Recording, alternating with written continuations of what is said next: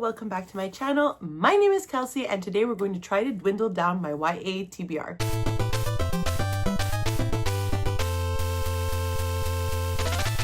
While I still enjoy the YA on occasion, especially from authors that I love, I have not been really enjoying a lot of the YA that I've been reading. And that makes sense. I'm no longer in the age range where YA might be extremely beneficial to me. Of course, there are going to be some exceptions, one of those being in this vlog specifically. I feel like the YA that I have on my TBR is always curated to have really good messages within it, representation. So the goal is to read them, get them off my shelves, but not for a negative reason. I want to put them back out into my community. I want younger readers, people who are actually going to enjoy these books, to have them in their home. The supreme goal would obviously be to get rid of all of them this year, but I don't think that that's going to be possible. I'm trying to be more realistic with it. I would just like to read more YA than I'm bringing into the home. And because I'm bringing in so much less, I think I could really dwindle down my YA TBR quite a bit this year. So the theme for this episode is sequels that I had on my TBR, and I read 3 of them. The first of which is The Storm of Life by A.R. Capetta, Wings of Shadow by Nikki Pau-Preto, and a newer release, Heavenly Tyrant by Shirin J. Zhao. So I will take you back to Kelsey 1 week ago. Oh my god.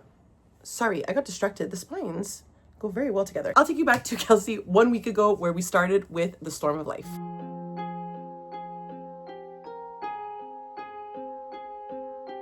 Hello, welcome to the first clip of the vlog. I've decided to call these now because I always do a proper introduction another day. But the first book I decided that I will be reading for this vlog is The Storm of Life by Amy Rose Capetta. I've been putting off reading this book for a really long time. It is the sequel to The Brilliant Death, or The Brilliant Death, which followed a young witch named Thea who is learning to wield her powers as a strega in this like fantasy world inspired by Italy. And then in this one, her beloved country of Venalia is descending into chaos. The dictator like Capo threatens to plunge them all into a war and capture every single strega in the land, starting with Theo and Cielo. Theo knows she can't take down the Capo alone. She must convene a small band of strega and several more unlikely allies to join her fight, but as she struggles to bring them together, she discovers a far deadlier enemy than Capo has been hunting her all along, and now everyone, including Cielo, is in danger. I don't remember much about The Brilliant Death, but I think I could watch like some sort of summary, or maybe if I vlogged this, that would be really helpful. I probably did. So I think I might watch a summary about this and then dive into it. I'm going to start this just because it is the shortest one on the TBR and it is the one that I don't care about as much, right? So I think I should be okay. I'm going to start this. I'm going to upload the footage from my last vlog. Sorry, my kid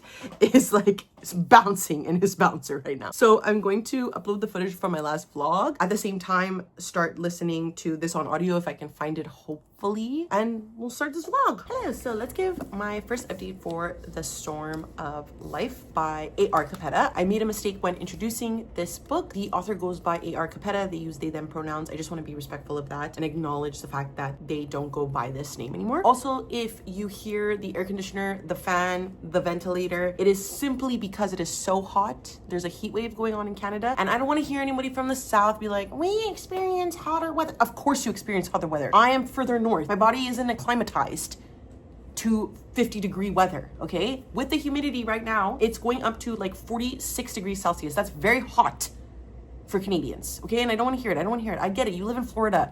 Fine.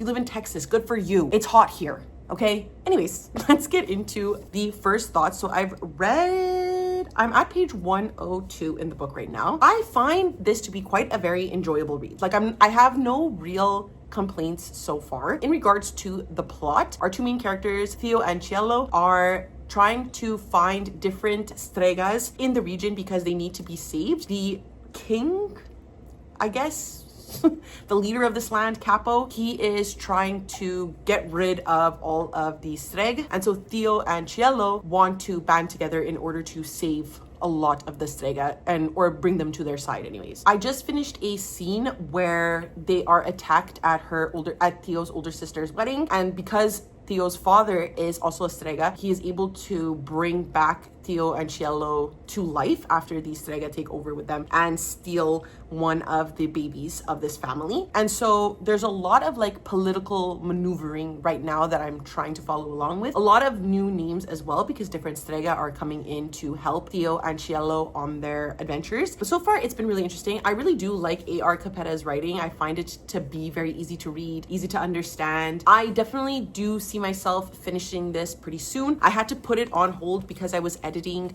my Bury Our Bones in the Midnight Soil vlog, which is up before this vlog is out, obviously. And so I've been a bit behind schedule in reading books and whatever. I'm trying not to think too much about it because obviously I'm a new mom, obviously I have a baby, obviously like life gets in the way. So I'm really trying not to get too much in my head about like posting things on schedule or on time. It's not like I have millions of devout followers that need to hear the word of my speaking at 1:30 p.m. on a Thursday.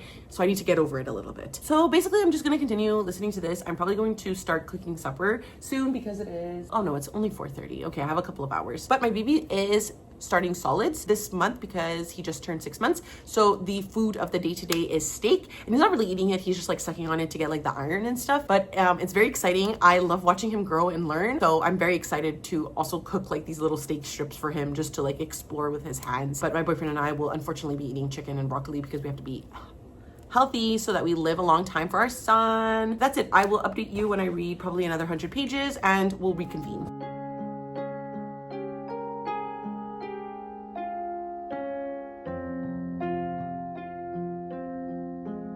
Hello, so I don't really have much to update when it comes to the Storm of Life. As I expected, I'm enjoying the overall story. I think the plot is relatively interesting. We are still trying to hunt down or band together all of the Strega in Vanalia in order to take down Beniamino, whatever his name is, Theo's brother. So he was the right-hand man of Capo. When Theo went to talk to Capo and sort of figure out his plans or what he was planning to do with the Strega, she finds her brother there, her evil brother, who it's alluded to that he did something to her in her past, and he ends up killing Capo right in front of Theo. And his goal is therefore to be the leader of Vanalia. And so right now there's sort of like two plots going on, right? They have to band together, unite all of the Strega, but now it's more important to do so because there is a more evil figure in power in her brother. And he basically tells her straight up, like, Vanalia needs a leader who will not lose, and you are my war. It's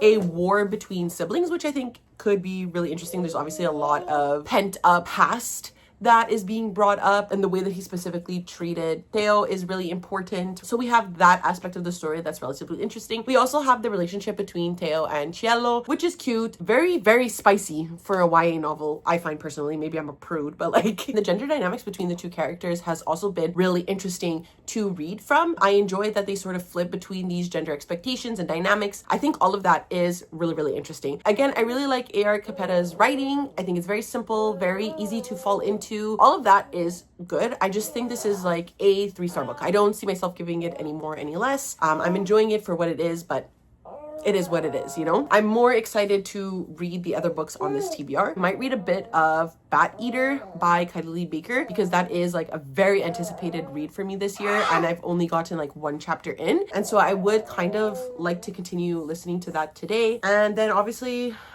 chill, play with my son, vibe. And that's it. Let's get on with the day. I just got a package from Simon & Schuster. I think I know what it is, and it's only because my friend emailed them and requested to see if they had extra copies for me.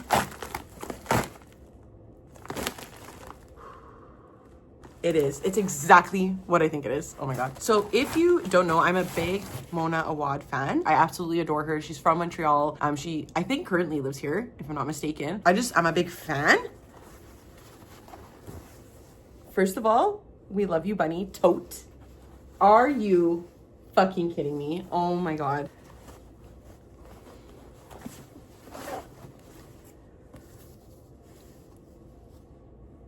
You're joking. You are fucking joking me. This is the sequel to Bunny. Samantha Heather Mackey, originally ostracized by the clique of creepy, sweet, rich girls in her highly selective MFA program who called themselves Bunny, so they were like a little clique that called themselves Bunny, found herself thrown into the violently surreal world of their off-campus workshop where monstrous creations were conjured with deadly and wondrous consequences. When We Love You Bunny opens, Sam has just published her first novel to a critical acclaim, but at a New England stop on her book tour, her one-time frenemies, furious at the way they've been portrayed, kidnapped her. This sounds amazing. I don't know, should I reread Bunny? It's been a really long time. That could be part of this vlog. That would be really fun, actually. But thank you, Simon & Schuster. Oh my God. I can't believe it. I can't believe it. I can't believe this is in my hands.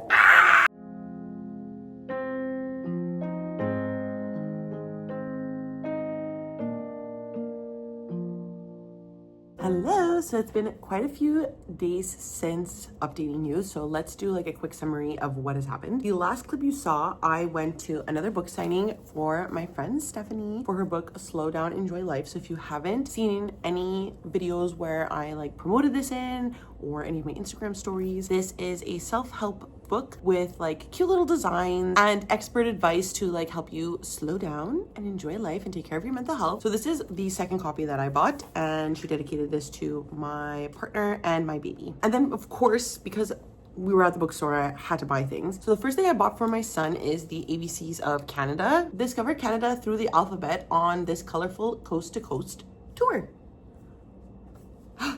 A is for Arctic. In the icy cold north. I sense we're gonna love this, so very excited to get into this today. And then the book I decided to pick up for myself was the Murderbot Diaries Volume 1. So this collects All Systems Red and Artificial Condition, which is book 1 and 2 of the Murderbot Diaries. I have read both of those novellas actually, and I only gave them 3 stars, but because the show is coming out and more people are reading the Murderbot Diaries and enjoying it more, I feel like I should give it another go. I read this in the height of COVID, so I just feel like maybe mentally I wasn't there, or I sped through it just because I was bored at home doing nothing. So I wanted to give it another shot in another medium, feel more excited about it because it's like a physical book, and I find I always do better, or I'm more excited about the things I'm reading when they're physically in my hands. So I feel like this could be more of a success, and I do want to collect them physically. So I think if I really enjoy this, it's a good sign I'll be able to collect the physical copies of all of these. And then lastly, let's talk about my final thoughts of The Storm of Life by A.R. Capetta. So I feel like this was a pretty satisfying conclusion to the Brilliant Death series. And I think were I to have read this right after the first book, The Brilliant Death, I think I could have enjoyed this a whole lot more because I would have been in the mood. I would have been a bit younger. I think it would have really solidified as a better book to me, in quotation marks. I don't think this was a bad book per se. The series overall is really fun, really queer. Our 2 main characters are interesting. I really enjoy the magic system, although how it was fixed, so to say, in this book, I think was a bit cringe for me and my old age. I can't lie about that, but I think if you enjoy like really happy endings, you'll like it. I think where this series and this novel really shines is the overall exploration of queer identity, gender expression, sexualities, different dynamics, be it societally, family-wise, etc., etc. Therefore, looking at all of this intrinsically paired with the ideas of power and succession in like royalty, all of that was really interesting. I just wish that a tad more was done to make this book and the series therefore stand out overall. So I gave this 3 stars, not a bad book, just somewhere in the middle. And then per this series on my channel, will I be keeping this book on my shelves or donating it? I think just being that it's a 3 stars, I'm obviously donating it. But I think even if this was a 5-star read, I would still want to donate it. I want to put more queer books out in society. I think is really important, especially right now politically. Every day we are seeing queer rights be stripped away, specifically when it comes to gender expression. And I think if this helps one kid feel like they're important and that their rights are needed, mattered in society, that will make me feel good. So even if I would have given this a 5-star, I would have put it out. But I think right now it's just a needed thing to be out in the world. So I will be donating this to my local Village de Valeur. That means that we are starting Wings of Shadow by Nikki Pao Preto. This is the finale to, does it have a Crown of Feathers series? I guess that's the name of the series. So the Crown of Feathers series follows a world that was led by fierce warrior queens that would ride on phoenixes until a war between the two queen sisters broke the entire world apart. 16 years later, we are following two sisters again, one named Veronica, who is a war orphan that dreams of becoming a phoenix rider, and her older sister, who is extremely controlling, betrays her, so she ends up leaving to find said phoenix riders, and she disguises herself as a boy to join the squad. And meanwhile, while all of this is happening, the new world in which phoenix riders are like not allowed to be, the emperor wishes to destroy all of the phoenix riders once he hears of their appearance in the world. So I've solidly enjoyed the series. It is a 3-star series for me. I like it when I'm reading it, but it's nothing substantial or crazy when I'm done. But I do just want to finish the series out, see how it ends, see where Veronica ends up. I have a feeling I know how this is going to end, but this is something that I just want to get off my shelves, finish it. This was gifted to me by my friend Danny. She used to make videos over on Current Chapter, so if you followed her, that's who gave me this book. So I just want to finish this and see how the story ends.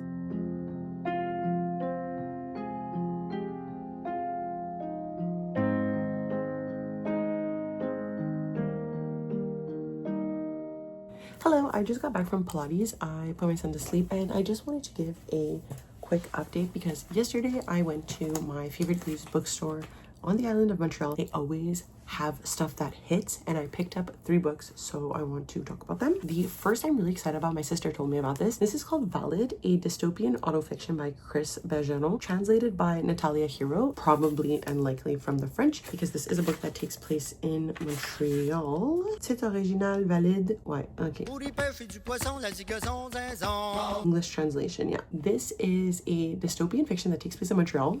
Hello. It's set in a disturbingly transfigured Montreal in the year 2050. Valid is a monologue delivered over the span of 8 hours by Christelle, a 70-year-old trans woman forced to live as a man in order to survive. Speaking to her captor, ever more powerful AI, she turns the tables and mounts her own revolution by showing her truest self. Part autofiction, part dystopic speculation on an all too possible future, characterized by corporate power, ecological collapse, and political havoc, Valid is an ambitious work that is as much philosophical as it is confessional. It sounds fascinating, especially given the current political landscape around the world. Montreal is more liberal, I would say, than what else I'm seeing in the world. And I think Canada in general, we are teetering on the right side of history. Obviously, given the current political landscapes elsewhere, sort of seeps into our society. So this can be a very probably true harrowing read that I would love to read soon if I can fit this in somewhere. And then I picked up Supper Club by Laura Williams. This is a book that I saw before I got pregnant, so probably like a year and a half ago to 2 years ago, at a like wine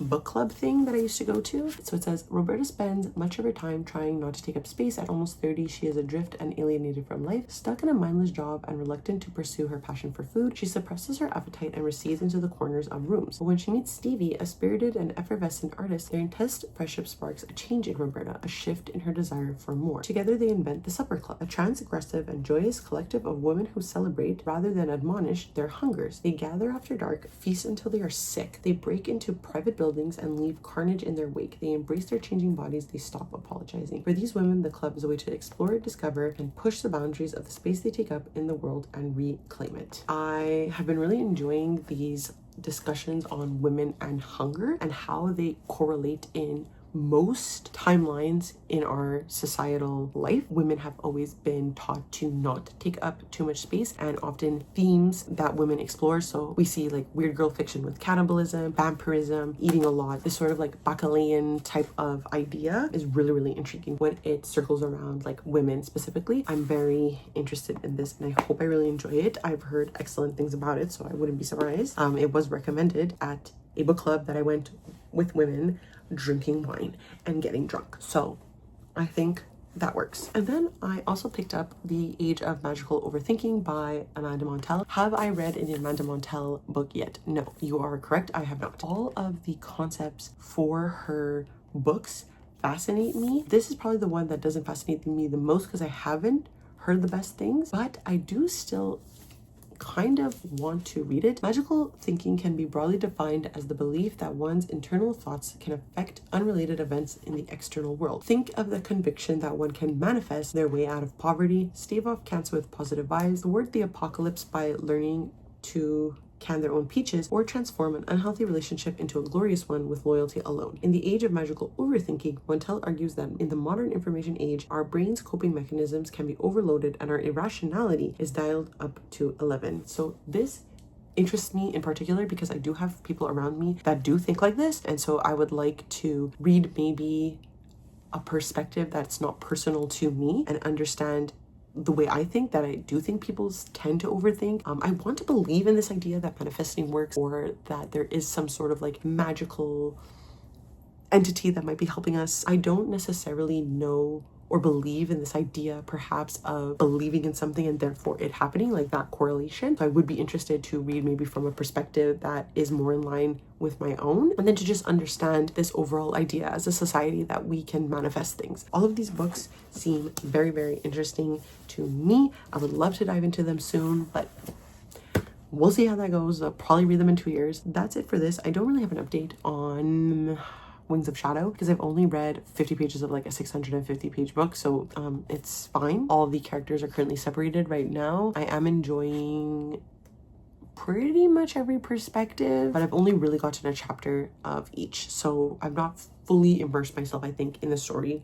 right now. So I'm going to go listen to that, and I will have a better update on the book later. Hello, so it's time for the first update of Wings of Shadow by Nikki Palpretto. We are now like 1/3 of the way through the book, so at 200 pages, I think.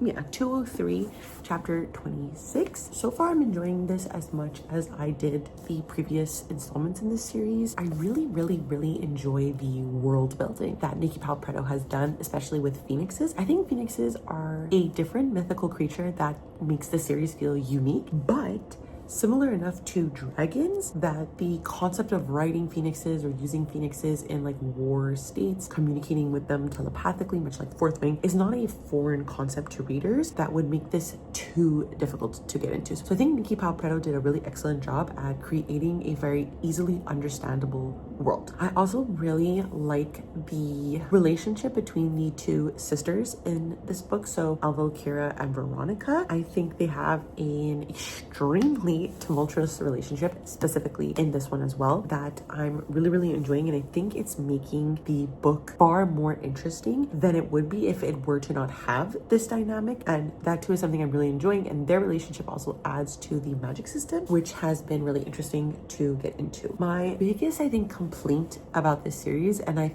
think I mentioned this if I ever read this in a blog or in the reviews of the past books, I just feel like the amount of perspectives in this novel is really a disservice to the book in general, because there are just characters that I don't really care about, and like, yes, they add stuff here and there, but like I don't find it to be absolutely necessary to have these perspectives. So there are some chapters where I find myself like glazing over and not really listening until I realize something interesting is happening, and then I have to like rewind because I don't intend to not listen to it. It's just that I don't really care about this perspective, and so it's not captivating me. And like Alvalkira's chapters, Veronica's chapters, even I would say like Tristan and Sev are characters that I find engaging, and therefore I find their story interesting. But there's other aspects or other POVs that I just don't think are that necessary. Like, yes, they're adding little things, but the most interesting chapters, I wouldn't say so. So it has taken me a while to get into this book, I think, for that reason. I'm really going to buckle in and try to at least get another third of the way in and update you, and then hopefully finish the last third tomorrow. So we'll see. Those are my plans and my goals, because I do really want to read Heavenly Tyrant starting tomorrow as well. So we have big goals. They never succeed, but hopefully they will this time. Hello. So we've made it through to the second third of the novel. So I have about 200 pages left. I'm on page 404, chapter 46. I am enjoying this. Like I said, I don't think there's any real differences in my feelings from yesterday. The story overall is interesting. It's keeping me captivated. I'm enjoying what's going on. The relationship between Veronica and Alvalkira is getting more and more intense. They're enemies, sisterly enemy bond that they have is arguably the more interesting plot point in the novel and what is keeping the story going forward. So that is what's making me enjoy the plot. Again, I do think there are way too many POVs that I just don't feel like are that important. Like, again, like I said yesterday, it's adding something for sure. There's more details. The world building is getting a bit more developed, but do I deem them necessary? Are they needed?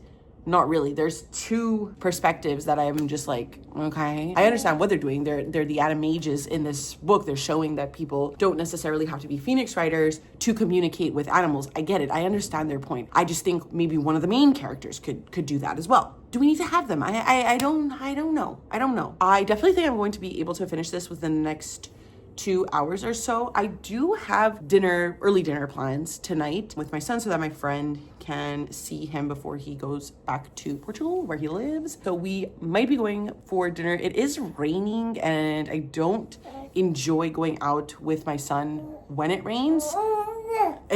And he doesn't like it either. So we'll see if we do end up going, but the goal is to see them. Exactly. Other than that, we don't really have anything else to do today besides finish this book and hopefully start Heavenly Tyrant later. We'll see how that goes. Hello. So update, because it was actually pouring like crazy outside, we did not end up going to eat Portuguese food in a park. I think that was smart and brave of us. I did finish Wings of Shadow by Nikki Pau Preto. This is the second book in this vlog, and I am giving this one a 3.5 stars. So as with the rest of the books in the series, there is just something really addictive about Pau Preto's writing, and it really keeps me engaged. I think I made that quite clear with my updates that there isn't anything I find particularly horrid with the story or wrong with the story necessarily. She excels in creating relationships between her characters and creating such a massively intricate world building that both those elements really stick with readers. I haven't read this series in a couple of years. I feel like it's at least 2 to 3 years, but it was so easy to fall right back into it because all of those elements were so developed in the previous books. That being said, however, despite enjoying the intricate friendships, the world building, and the character development, I think this specific installment falls at the hands of the amount of pages that this book has. Specifically, due to the amount of perspectives that we get, POV chapters. Granted, some things do happen within those chapters, but it was really few and far between, and I don't really feel like they added anything super important to the plot of the novel. It just made the novel feel more slow-paced. I really do think these chapters could have been cut because I don't think they really affected the overall plot of the novel, and that's key. Honestly, all we needed were the 3 perspectives from the 2 sisters, Veronica and Alvalkira, and Tristan's perspective, and I think we really could have covered the main plot beats of the book. Granted, again, I love those characters. I like the characters that we follow. They weren't bad characters. I wasn't bored of them, but I don't find their perspectives added anything but pages to the book. But that being said, overall, the ending was pretty thrilling, made sense for where the characters ended up, and I definitely would be open to reading more from Nikki Pau Preto. I think I have Bonesmith on my physical TBR as well, which is something that I'll probably get to within this series. But yeah, overall, enjoyed this. As for if I'm keeping it or not, I will be unhauling this book just because I do not have the other books in the series, and I don't love this series enough to purchase it and keep them on my shelves. But I do like this series enough that I want to put it out into my community and hope that it finds a really good home, especially because it comes with a signed plate that I think I'm going to stick into the book so that when I give it to Value Village, they don't just like toss it around and then lose that, because I do think it's a really like fun aspect to the book. And now finally we're getting to the meat of this vlog, the book I'm the most excited for, and I'm really hoping that it doesn't let me down, but this is Heavenly Tyrant by Shirin J. Zhao.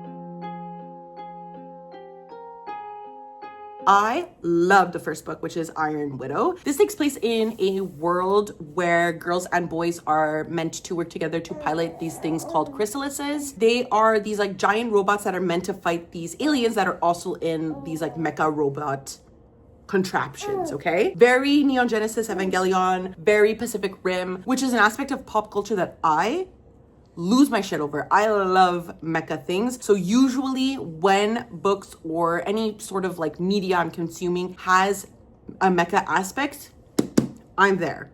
The part that's the most interesting about this story is that the girls that are helping control these mecha suits often die from a mental strain and being overused by the boys in the chrysalis. So Zeishen offers herself up to become a concubine pilot in order to get revenge on one of the boys that killed her sister. But then she gets vengeance in a way that nobody really expected. And instead she becomes the Iron Widow, which means she is able to control the chrysalis and use the boys' mental capacity instead of the other way around. That's all I'm really going to say in regards to the plot. There's a really interesting romance that was developed at the end of the last book that I was really interested in. I like Zeishen as a character, and I have been really looking forward to it because I read Iron Widow the year it came out, which was 2021. So needless to say, I'm very excited about this. So we're both very excited about this. So I'm going to start this literally right now. Thankfully, we're having leftovers for supper tonight because I wasn't planning on making anything. So I don't have to start cooking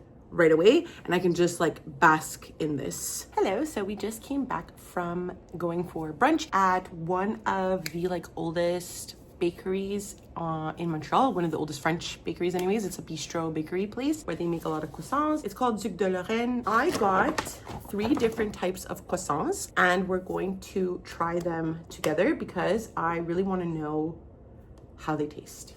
So first, we're gonna have the regular butter croissant. Very good. Is it the best croissant I've ever had on the island? I don't think so, but it's still very good. Next, we have the pain au chocolat or chocolatine. The chocolate in this is very good. But again, the pastry, it's okay. It's pretty average. And then we have the chausson aux pommes.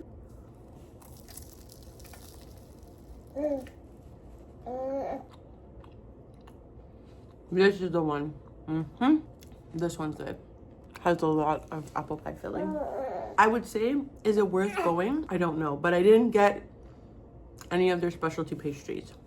So take that into consideration. Hello, so we came back a couple of hours ago from a like morning with my mom. Basically, I just had to drive her somewhere because she got surgery on her hands, and then we went for breakfast. Now we're home, freshly fed, freshly napped, freshly changed diaper.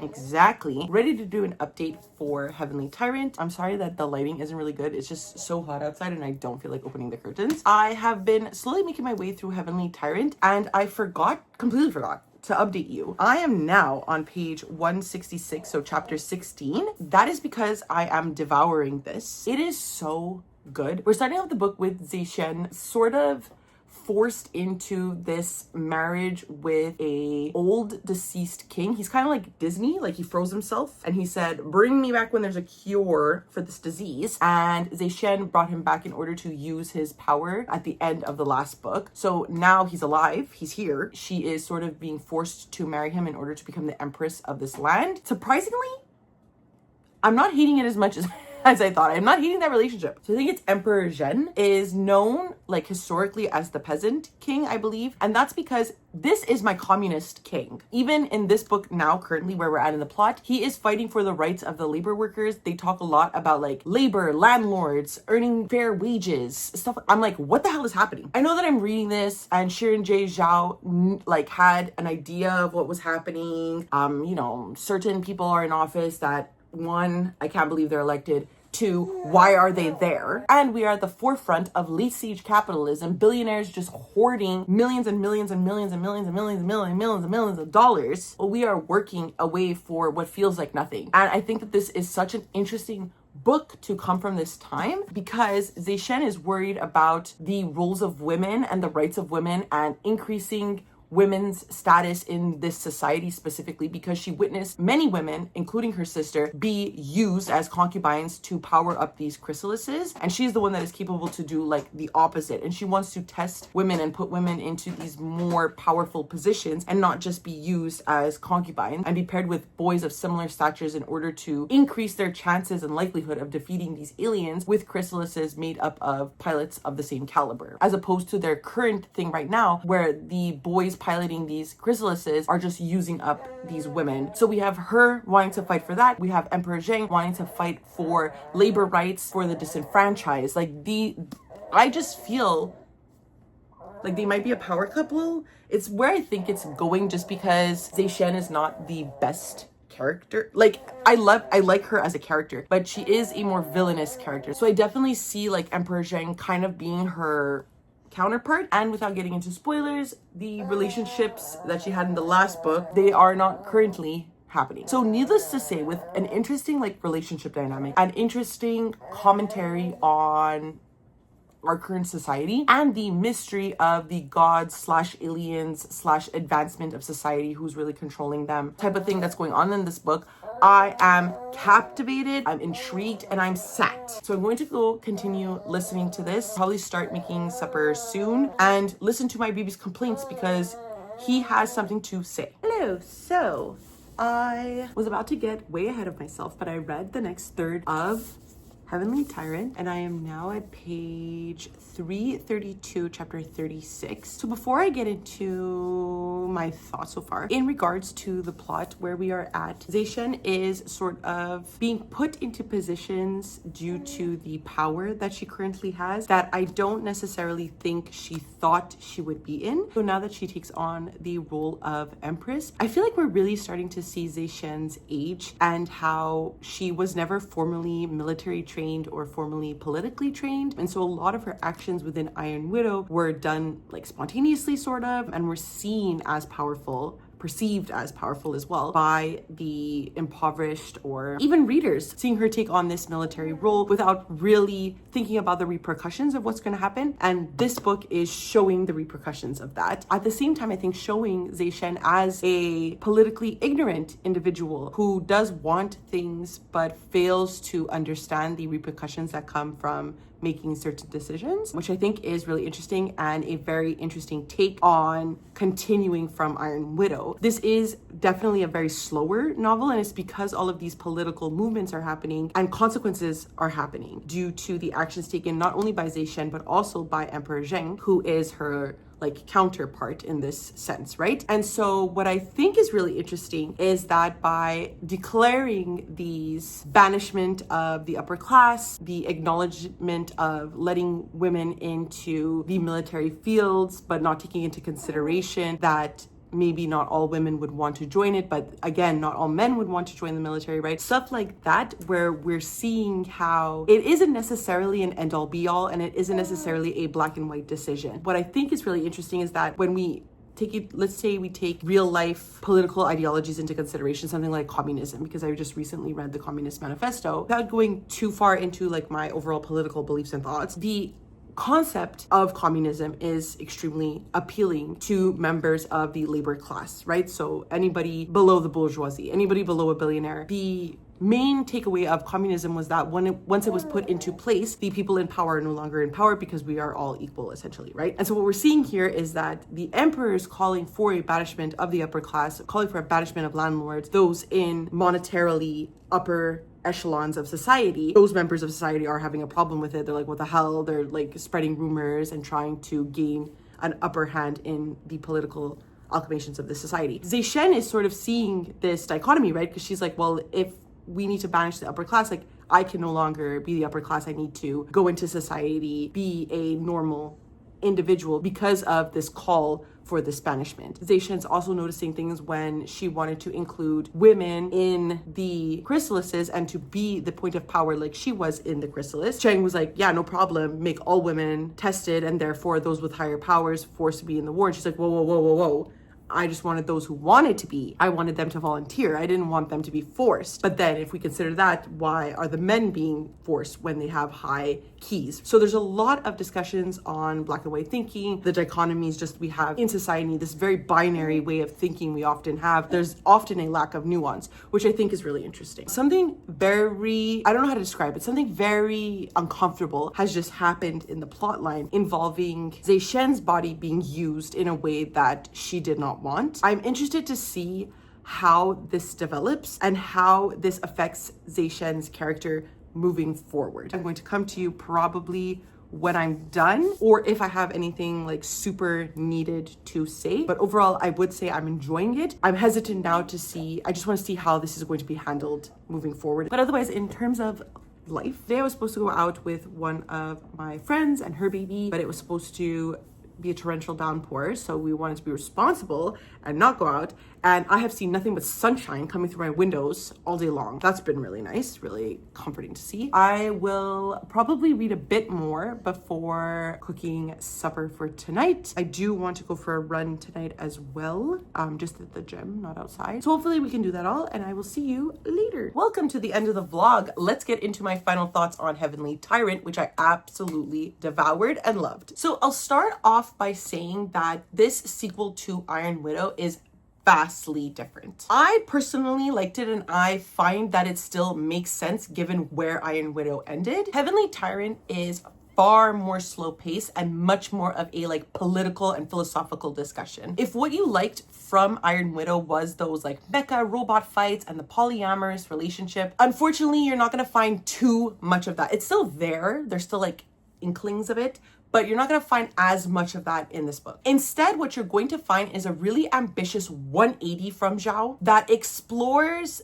themes of like the Chinese Communist Revolution and the downfalls to revolutions despite its best intentions, especially when it comes from characters that we're reading from. I found Zhao's exploration of the philosophy of labor, proletariat uprisings, and collective ownership to be extremely interesting and clear, especially for those uninformed with like communism or Marxism as a like philosophical idea. I will say, however, that I find as someone who's personally a bit more knowledgeable on the subject, that the message of revolutions and communism and rising up is extremely hammered into the plot. Zhao wants you to get what they are putting down. So at times I was feeling like, okay, I get it, like let's move on. So that is why I couldn't give this like a full 5 stars, because it definitely was heavily implied, but I still appreciated the message all the same. I think I mentioned that throughout the vlog as well. And I actively enjoyed, as I did with the first book, our main character Zeishen's bodily autonomy. I liked that Zeishen is able to decide who they have relationships with. There was a very interesting discussion on pregnancy, what it means to be a mother, forced experimentation in a way on a specific body. I'm interested to see how that will be tackled in a 3rd book, because I don't think it was tackled enough for my liking in this book specifically, but I do trust in Zhao to bring this up in the next book. And the enemies forced marriage that Zeishen embarks on in this book was also really interesting and ends very intriguingly. I'm interested to see how this goes on into the 3rd book. So I'm really hoping Zhao is able to write the 3rd book. I know there were some issues with Heavenly Tyrant, but I'm really looking forward to it. I gave it a 4.5 stars. Very excited to continue with this series. And in regards to if I'm keeping this or giving it away, I'm sorry to the used book purchasers of Montreal, but this one is staying in my home alongside Iron Widow because I love this series. So let's just summarize the books I read and whether I'm keeping them or unhauling them. The first book you saw me read was The Storm of Life by A.R. Capetta, a 3 stars for me, but still something I did enjoy, and I will be putting this book along with the first book in this series into the ether. Then of course we had Wings of Shadow by Nikki Pao Preto, which I gave a 3.5 stars, and I will also be unhauling this and putting it out into the ether. And then finally, of course, Heavenly Tyrant, which I gave a 4.5 stars, and this is definitely staying with me. So a pretty successful vlog, I would say. We got 3 books off of my TBR, 2 of which will be going to a used bookstore. Please let me know down below if you've read any of these books. Did you like them? Did you hate them? Let me know. Specifically, I would really be intrigued to know how people felt about Heavenly Tyrant, because I feel like the response online has been very divided. Some people really like the direction that this series is going and some people don't. So where do you stand on this? I would really like to know. And if you would like to follow me on any of my other social medias, I do reluctantly leave a link down below to my Twitter, Goodreads, and Instagram if you would like to follow me there. Of course, because the world is being controlled by the oligarchs that run these social media systems, we are all victims of capitalism and the need for social media. So depending how I feel about them, they might not be down below, but for now they are, so you can follow me there. And of course, because it is the end of the video, please do not forget to like, subscribe, and ring the notification bell. It does wonders for my channel, makes me feel really good. And that's it. I never know how to end these things, so I will see you next time. Okay, bye!